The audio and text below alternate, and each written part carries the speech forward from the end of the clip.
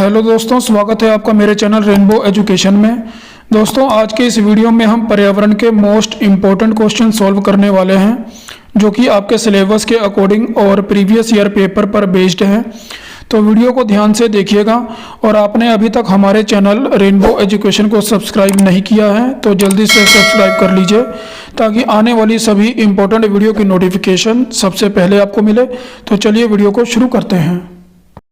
हमारा पहला प्रश्न है, इनमें से कौन द्विबीजपत्री पौधा है? ऑप्शन ए बांस, ऑप्शन बी केला, ऑप्शन सी गन्ना, ऑप्शन डी सरसों। तो राइट आंसर होगा ऑप्शन डी सरसों। सरसों द्विबीजपत्री पौधा है। इसका वैज्ञानिक नाम ब्रेसिका कंप्रेस्टिस है। चलिए बढ़ते हैं अगले प्रश्न की तरफ। हमारा अगला प्रश्न है, पौधों में जल का अधिग्रहण किसके द्वारा होता है? Option A xylem, option B phloem, option C cambium, option D palisade. तो इसका राइट आंसर होगा ऑप्शन ए जाइलम। जाइलम द्वारा पौधे में जल संचरित होता है। पौधे की पत्तियों पर छोटे छोटे छेद होते हैं, जिसे स्टोमेटा कहते हैं। इसके माध्यम से ही जल वाष्प बनकर वायु में चला जाता है। चलिए बढ़ते हैं अगले प्रश्न की तरफ। हमारा अगला प्रश्न है, कौन सा प्रथम साहित्य स्रोत है? Option A Rigveda, option B Samaveda, option C Yajurveda, option D Atharvaveda. तो हमारा राइट आंसर होगा ऑप्शन ए ऋग्वेद। ऋग्वेद प्रथम साहित्य स्रोत है। यह सबसे प्राचीन वेदों में से एक है। इसके सभी मंत्र कविता छंद रूप में ही हैं। चलिए बढ़ते हैं अगले प्रश्न की तरफ। वायुमंडल में 99% भाग किन दो गैसों का विस्तार है? ऑप्शन ए ओजोन और ऑक्सीजन, ऑप्शन बी ऑक्सीजन एवं nitrogen, option C carbon dioxide और ओजोन, ऑप्शन डी आर्गन। तो हमारा राइट आंसर होगा ऑप्शन बी ऑक्सीजन एवं नाइट्रोजन। वायुमंडल में स्थित गैसों में 99% गैस ऑक्सीजन एवं नाइट्रोजन है। इसमें नाइट्रोजन 78% तथा ऑक्सीजन 20% है। चलिए बढ़ते हैं अगले प्रश्न की तरफ। पर्यावरणीय अध्ययन में शैक्षणिक भ्रमण का मूल उद्देश्य है।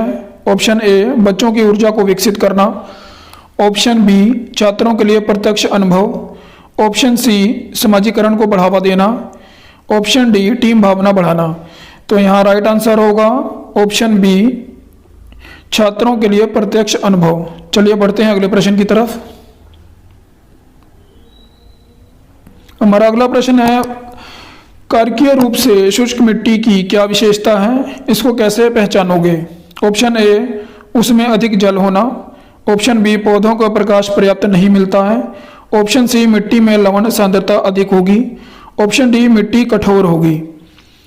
तो इसका राइट आंसर है ऑप्शन सी मिट्टी में लवण सांद्रता अधिक होगी। शुष्क मिट्टी की विशेषता को मिट्टी में लवण सांद्रता अधिक होने से पहचाना जाता है। चलिए बढ़ते हैं अगले प्रश्न की तरफ। चरने वाले पशु वनस्पति को कैसे बदलते हैं? ऑप्शन ए बीज प्रकीर्णन द्वारा, ऑप्शन बी परागण द्वारा, ऑप्शन सी चुनकर चरना, ऑप्शन डी रोग फैलाकर। तो इसका राइट आंसर होगा ऑप्शन सी चुनकर चरना। चरने वाले पशु खेतों में उगने वाले खरपतवार के साथ वनस्पति को भी चर जाते हैं।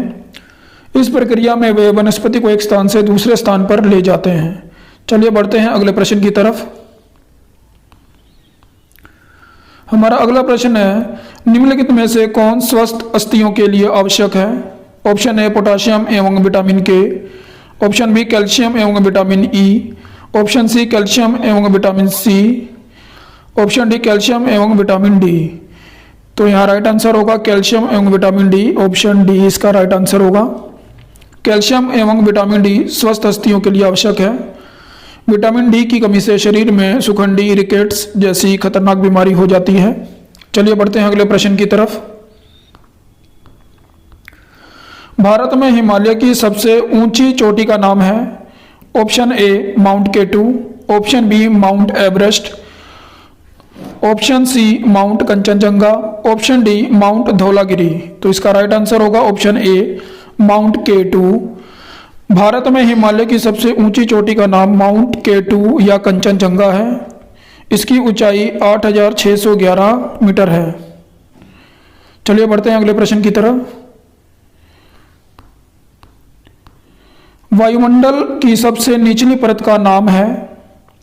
ऑप्शन ए समताप मंडल, ऑप्शन बी ओजोन मंडल, ऑप्शन सी आयन मंडल, ऑप्शन डी क्षोभ मंडल। तो इसका राइट आंसर होगा ऑप्शन डी क्षोभ मंडल। वायुमंडल की सबसे निचली परत का नाम क्षोभ मंडल या ट्रोपोस्फियर है। चलिए आगे बढ़ते हैं। विटामिन सी की कमी से होने वाली बीमारी का नाम क्या है? Option A scurvy, option B beriberi, option C रतौंधी, ऑप्शन डी थकान। तो यहाँ राइट आंसर होगा option A scurvy. Scurvy vitamin C की कमी से होने वाली बीमारी है। विटामिन सी का रासायनिक नाम एस्कॉर्बिक अम्ल है। इसकी कमी से मसूड़ों में सृजन, दांत गिरना व रोगी का चेहरा पीला पड़ जाना इसके खास लक्षण हैं। चलिए बढ़ते हैं अगले प्रश्न की तरफ। हमारा अगला प्रश्न है, भारत की प्रथम महिला आईपीएस अफसर कौन है? ए प्रतिभा पाटिल, बी पद्मजा नायडू, सी किरण बेदी, डी हंसा मेहता। तो राइट आंसर होगा ऑप्शन सी किरण बेदी। किरण बेदी भारत की प्रथम महिला आईपीएस ऑफिसर थी। यह भारतीय पुलिस सेवा में 1972 में शामिल हुई थी। चलिए बढ़ते हैं अगले प्रश्न की तरफ। असम का प्रसिद्ध एक सींग वाले गैंडे वाला वन्य जीव अभयारण्य कौन सा है?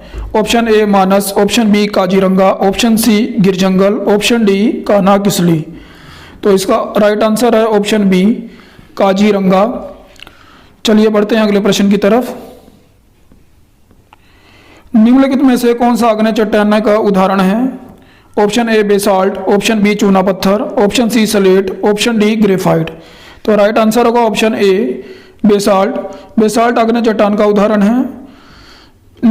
बेसाल्ट लावा से होता, इसका निर्माण बेसाल्टी लावा से होता है और इस चट्टान के क्षरण से ही काली मिट्टी का निर्माण होता है। चलिए बढ़ते हैं अगले प्रश्न की तरफ। पृथ्वी के वातावरण को किस सतह में ओजोन परत पाई जाती है? Option A troposphere, option B stratosphere, option C mesosphere, option D ionosphere. तो इसका राइट आंसर होगा ऑप्शन बी स्ट्रेटोस्फियर। समताप मंडल अर्थात स्ट्रेटोस्फियर वायुमंडल का चौथा भाग है।